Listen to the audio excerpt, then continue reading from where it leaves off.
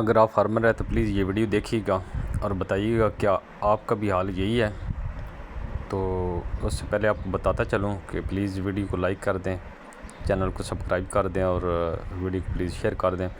تو بتاتا چلوں کہ جو دودھ کی صورتحال ہے، اگر یہی صورتحال رہی تو میرے خیال میں جو دودھ ہے عام آدمی کی پہنچ سے بہت زیادہ دور ہو جائے گا، کیونکہ فارمر جو بیچارے ہیں وہ دودھ کے بارے میں نہیں سوچ رہے، وہ بیٹھ کر ابھی سوچ یہ رہے ہیں کہ ان کو جو نقصان ہو رہا ہے اس کا کیا کریں۔ وہ دودھ گنتی کرنے کے بجائے ابھی بیٹھے ہیں اپنا نقصان گنتی کرنے میں۔ تو ایک بھائی ہیں چکوال کے، ان کی مجھے کال آئی، بہت پریشان تھے، کہتے ہیں 19 جانور ہیں جس میں 15 جانور ہیں ملکنگ میں، تو پریشان تھا کہ دودھ کا ریٹ وہیں پہ کھڑا ہے اور جو جانوروں کے اجناس ہیں ونڈے والی، باقی جتنے توڑی وغیرہ اپنی ڈبل قیمت کو پہنچ گئی ہیں، تو دودھ کی قیمت وہیں پہ کھڑی ہے۔ تو پریشان تھا کہ اس حالت میں سروائیو کرنا مشکل نہیں بلکہ ناممکن ہے۔ تو کہہ رہا تھا کہ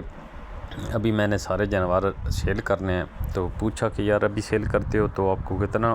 جو ایوریج نقصان ہے بنتا ہے؟ تو کہتا ہے یار ابھی اس حالت میں بیچوں اگر یہ 19 جانور تو 25 سے 30 لاکھ روپیہ مجھے نقصان اٹھانا پڑتا ہے، لیکن میں یہ اٹھانے کے لیے تیار ہوں، کیونکہ میں اگر ان کو لے کے چلوں گا تو وہ جو نقصان ہے وہ میں برداشت نہیں کر سکتا۔ میں نے تو میرے بھائی اس کو مشورہ دیا کہ 11 جانور اس کے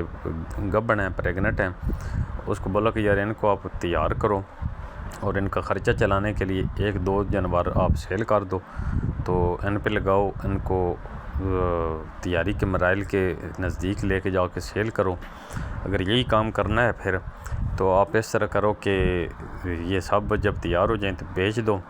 تو اپنا جو بنتا ہے خرچہ رکھ لو تقریباً 1 سال کا، اور بچڑیاں ہائی فرز لے آؤ جو تقریباً کراس ہونے والی ہوں، ان کو تیار کر کے تو آگے سیل کرو۔ تو اس نے کہا یہ میں پہلے سوچ چکا ہوں کہ اسی طرح کرنا ہے۔ اگر ہر فارمر اسی طرح کرنے لگ گیا تو آپ سوچیں کہ یہ ملکنگ والے جانور کہاں جائیں گے، ان کے کیا بنے گا، پھر ریٹ کا جو دودھ کا ریٹ ہے کہاں پہ جائے گا۔ تو پلیز جو بھی فارمر ہیں یہ ویڈیو پوری دیکھیں اور کمنٹ میں لازمی بتائیے گا کہ آپ کے پاس بھی صورتحال یہی ہے۔ اوکے، اللہ